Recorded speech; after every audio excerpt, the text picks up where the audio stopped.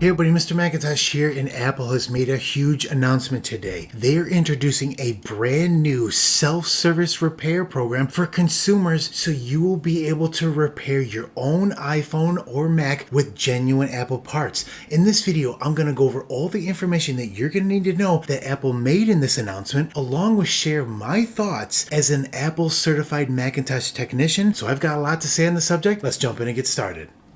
Apple today announced self-service repair, which will allow customers who are comfortable with completing their own repairs access to Apple genuine parts and tools. Now let's stop right here. Apple has never allowed you to be able to walk into any of their stores and order parts for repair. Sure, you could buy batteries and power supplies and stuff like that, but never internal parts. So for example, if you needed that kind of repair back when Apple just sold computers, you would have to go to an Apple authorized repair center. Like this is a picture of First Tech, the first ever Apple repair center that unfortunately had to shut down. But that's what you would have to do, and you would have to pay them to be able to repair your device. You could not just order parts for them and be able to repair your own devices. So when we say that Apple's doing this and it's a big deal, it is because they've never done this before in their entire history of a company. Available first for the iPhone 12 and iPhone 13 lineups, and soon to be followed by Mac computers featuring M1 chips. Now let's talk about that really quick. We won't be able to repair the Macs when this program first gets started. And notice how there's no mention of iPad. Will iPad be added later? They didn't even say in this press release whether iPad will be added later or not. They don't mention Apple TV, HomePod, or any of the other products that they have. And I know, like for example, HomePod is sealed. The same thing to Apple TV. But it will be interesting to see if they do add iPads later. Self-service repair will be available early next year in the United States and expand to additional countries throughout 2022. Customers join more than 5,000 Apple authorized service providers, AASPs, and 2,800 independent repair providers who have access to these parts, tools, and manuals. Now think about that for a second. You will most likely be able to order the parts through an online portal, and for example, self-service people use global service exchanges. Same thing with Apple service providers if they need to be able to order parts. Now, I'm guessing that Apple will have some sort of a portal for consumers for self-service once it becomes available. Or, like they're saying here, you'll be able to go to one of these self-service providers and buy the parts directly from them. Whether there's going to be a markup or not at these stores, we'll have to kind of see. I don't think so, but I think the price should be the same whether it's from Apple themselves or the store. But again, there might be a small markup, and that would be due to the holding the inventory and the costs associated with that. But again, we'll have to see. The initial phase of the program will focus on the most commonly serviced modules, such as iPhone display, battery, and camera. The ability for additional repairs will be available later next year. And that's a great start, right? Because again, we know that the most repairs that happen with iPhone are when you drop it and the screen cracks or the back cracks. So there you go, right away, iPhone display. And for example, if the phone's a couple of years old, maybe the battery has started to deplete and doesn't hold charge as good as it used to, well, now you can order a battery and replace it yourself. And the same thing with the camera. Sometimes can be a camera. Some of the iPhone 8s had a problem with camera which would jump around all the time because the camera module was failing. Now you can replace the camera. It's really great that those are some of the most sought after parts, and they will be available first. The additional repairs will be available next year, so we're going to see hopefully some of the other parts, like maybe a charging port, for example, can be problematic, and maybe that will be one of the parts that will be available. When an Apple product requires repair, it can be serviced by trained technicians using Apple genuine parts at thousands of locations. So what they're saying here too is that for most users, bringing it into the Apple Store or an Apple service provider is probably going to be the preferred method, right? But if you want to be able to repair your device and it's out of warranty, that's where that's going to come in here. To ensure a customer can safely perform a repair, it's important that they first review the repair manual. Now let's stop right here. Apple has never released a repair manual for their products. They would release a manual, but anything deep into the technical side of repair was always only available to Apple authorized service repair centers. What's interesting is Kyle Wines tells a story, and he's the CEO and the founder of iFixit. He took a place where Apple could have been in for many years in the past, is providing batteries, tools, and how to repair articles and videos about how to repair your Mac or any product that's out there that's electronic. And he tells a story back in 2003 when he was trying to fix his clamshell iBook, and he Googled for the service manual. And he found a couple sites that had it, but they had been removed because of a DMCA Apple takedown. And that's because those manuals were leaked. Apple never gave permission to be able to use those. So that's a really interesting contrast to what's happening today. Now Apple's saying, yes, we will release service manuals for our products, which is, again, a huge deal when we're talking about this kind of stuff here. Following the repair, customers who return their used part for recycling will receive credit towards their purchase. Now, let's go back to that GSX, right? For a self-service provider, and that's for if a company has enough Macs, they can have their own technicians become a self-service provider technician and repair those products on site. So they would log into the Global Service Exchange, and then they could see and access to all the service manuals, and they have to become certified in the repair of those before they get access to those parts.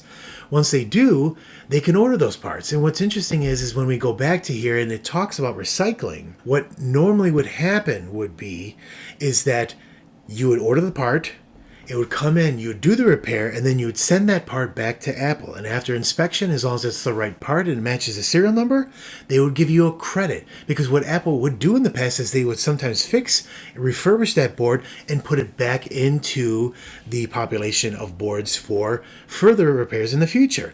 They could recycle some, maybe if they were water damaged or are beyond repair, but they never really talk here about possibly refurbishing that board that's sent back to them and maybe making it available in the self-service store. Are all those parts in the self-service repair store going to be brand new parts, or will they be refurbished parts? Will they have new parts and also refurbished parts for maybe a discount? We'll have to see, and that's going to be a definitely interesting question that we'll have to answer. The new store will offer more than 200 individual parts and tools, enabling customers to complete the most common repairs on iPhone 12 and 13. Now think about that, 200 parts. That's a lot of parts, right? But keep in mind that includes the tools that you're going to need to do this job. So while they allow you to order maybe a screen, you might think maybe that's all I need, right? Okay, so if we scroll down here and we look at this artwork here and the picture, what is included, all this stuff looks familiar to me as a Apple certified Macintosh technician. We have our anti-static mat, we have our anti-static gloves, we have our sand, we have a container to put a bad battery after you put the sand in there if it expanded or you had an accident with the battery. Then we have the iPhone screen repair tool here that helps you lift the screen off the iPhone once you get it loose. Then we have this here is the brand new screen. We've got a special screwdriver to allow you to get to those small screws. We have safety glasses. We have obviously a computer to be able to read the manual. We have this box that all this stuff comes in. And then we have an anti-static wristband and the phone that you're going to repair. Do you have to get all these things to do the repair? No. But some of them might definitely help you along with the repair. So for example, Apple stores and Apple authorized service repair centers have this tool, but most people might just go to iFixit and get one of these tools that will help you separate the screen from the iPhone, for example, or suction cups just to be able to lift the screen off the iPhone. Could that be a little bit prone to possible breakage? Possible. But again, that's going to be up to you and your skill level. When I say that people are able to do these repairs, that's not taking away from the technicians who do this every day and can do it in minutes because they're experts at what they do. But again, that's why they offer these tools. If you're a first timer and you want to play it 100% safe, they offer all these things here. So that's going to be a part of those 200 individual tools. And hopefully in the future we'll see things like charging ports, for example, or buttons that might malfunction that you can replace also. Self-service repair is intended for individual technicians with knowledge and experience to repair electronic devices. For the vast majority of customers, visiting a professional repair provider with certified technicians who use genuine Apple repair parts is the safest, most reliable way to get repairs. This is also what I want to talk about that builds on what I just mentioned here with all these things here and how comfortable you are with doing these repairs. You know from watching this channel that I like to show you how to do things that, for example, installing macOS Monterey on a 12-year-old Mac, right? You're not supposed to be able to do that. And there's a lot of steps involved. But guess what? You did it. You installed Monterey on a Mac that wasn't even supposed to have it, and it runs really well. The same thing could be said here. You could have a broken screen on your iPhone 12 and you're now out of the 1-year Apple warranty, and you could bring it to Apple and pay the high cost to get that replaced, or you could buy the part and do it right from your own home now. There's a lot of talk about how this is not a good idea. You should see all the comments on Twitter and all the forums and websites talking about this in Reddit, with a bunch of people saying like, oh my gosh, you're going to ruin the board, you're going to puncture the battery, this is not going to be safe for anyone. Could that happen? Yes, it could. But for the vast majority of people, as long as they have a proper manual or a video guide to be able to follow here, you can do it. And that's my motto for all my viewers watching this channel.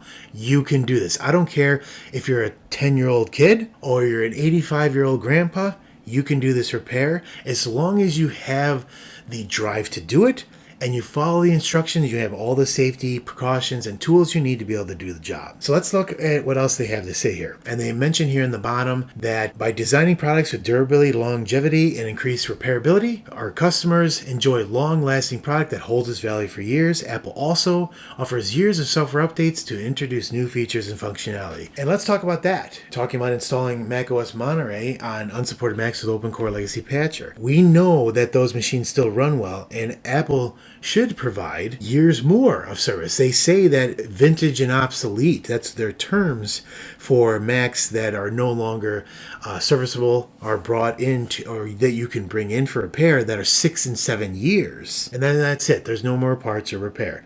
If you think about it, Apple could expand this program here. So instead of 200 parts, we could have parts for, let's say, a 2011 MacBook Pro. Why can't I buy a Wi-Fi card or a Bluetooth card, for example, for that model? The business would make the case for that, whether they could continue to produce that part and still make a profit off of it, right? If they only sell 100 of them, that's not enough to keep those things in manufacturing process. But if they do find that certain parts, like maybe, I wonder if I wanted to buy a 2008 MacBook Pro battery still. Maybe there's a demand there. Again, it's going to be tough to say what the supply and demand might be, but think about the possibilities if Apple expanded that past the 6 or 7 years. They most likely will not. But again, it's interesting to think about the possibilities here of buying Apple genuine parts for older Mac. Now, let's get into some of my opinions on. Again, I mentioned that I'm an Apple certified technician.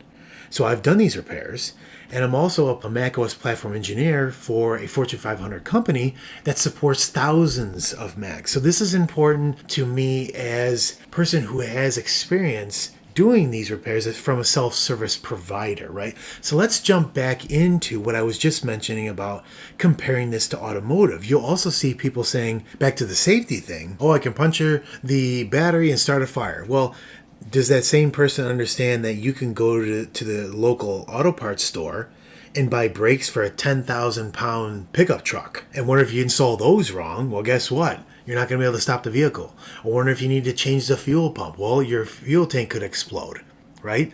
For most people that do these repairs, they look at the manual, they look at a video on YouTube, and they follow the instructions. That doesn't happen. Does it happen for some people? Sure, for a very small amount. Will some people do this self-service program and puncture the battery? Yes, but that's why they have these safety tools here, and they'll talk about that in the manual. And then we have to take, as a self-service provider, certification classes to be able to do these repairs on a large scale. So again, when we talk about what could happen, yes, but that example could be used on across any kind of repair that you do, no matter what it is. And that's why it's important to have right to repair, because companies that don't do that are doing so for profit motive. They're not doing it out of safety concerns. And I'll use a perfect example. John Deere. John Deere prevents farmers from getting parts and tools and diagnostic software needed to repair their own tractors that they own. They're doing everything possible to block that. And that's what Apple has been doing since they've started as a company. They've blocked you from being able to do these repairs without bringing it to an authorized repair center. And that's why this is such big news, is because that would be like John Deere saying tomorrow, hey, guess what? We're going to allow you to buy the diagnostic tool and any part that you need. But nope, they're making dealership technicians come out to the farm, paying hundreds or thousands of dollars to do that repair that they might be able to do themselves. So that's why the right to repair is important, because they're making regulations to say, no, if you produce a product here, you need to be able to provide parts and knowledge to be able to do these repairs to keep these products working years into the future. So we don't have technology that ends up in the landfill. We already have a problem today with too many things turning into garbage because we don't have the repair tools needed, or they're built so cheaply that they're meant to be able to be thrown away when they're done. We know on this channel that I promote right to repair, and I want to extend the life of consumer electronics like the Mac as long as possible. We need to understand that not everybody has enough money to be able to spend on a new iPhone or a new Mac when 6 or 7 years comes up. They still need to use that. But wait a minute, if you don't provide an operating system that's secure, you're now vulnerable. Or if you don't supply parts to be able to repair that, if your battery goes out or your charger port, then you're in a real bad position where you might have to throw that thing away or give it to a recycler. And then it just ends up in a landfill. And then the boards and parts end up in a third world country, and you have children and adults smelting the boards down for gold pieces and getting poisoned by the fumes. So there's a whole process that keeping the electronics on the road and usable for the longest possible helps everybody. And that's why right to repairs is so important, because if the company doesn't do it like John Deere, the government will come in and say, you want to know what? You do have to make those parts available. And again, when someone argues against that, imagine not being able to go to the store and buying a part for your car. You can't buy brakes anymore. Nope. Because the manufacturers don't want you to do that. When you think about that example, it's starting to make sense for all electronics, including computers and phones and tablets. That's, again, why I'm so behind right to repair. And the best thing is that we're truly seeing a movement here where right to repair is starting to become mainstream, where people are starting to realize, you know what, I should be able to repair my own device. I paid good money for that device, and I should be able to get parts and tools and manuals needed to be able to keep that repaired. So that's self-service repair. And I'm really curious to know what you think about this. I talked a lot about my history and how I feel about right to repair, and how I think that Apple has gone off course for the longest time, but almost like someone having to go to rehab and then realizing that they've made a mistake here. They're making it right now before they're forced to by right to repair. It's better now than to come out later after the laws come out and say, okay, fine, we're doing this now. So I'm glad that they're doing this, and I hope they are doing it for the best purposes and not just because, well, we want to do this to get ahead to say, hey, look, we've got this, and not to say we don't need any laws just because we have our own program. I hope that's not what's going to happen here. And I want to give them the benefit of the doubt here. Let's do this. Let's see how great this program could be. It really could be absolutely amazing. And again, I want to hear what you think about this. Will you make use of this program? Will you order parts for your Mac here, depending on what it is? Will you order parts for your phone? Here, we'll have to see what it costs. The parts that are needed, the tools that are needed, the jigs that might be needed. It'll be interesting to see all this, how much all this costs, and maybe compare it against what it would cost to bring to the store. And I'm interested in exploring that in the future to see what the possibilities are. So again, let me know in the comments what you guys think about this. I hope you enjoyed this video. I know I talked a lot about this, but really this subject means a lot to me. We enjoyed this video, and we'll catch you in the next one. Thanks.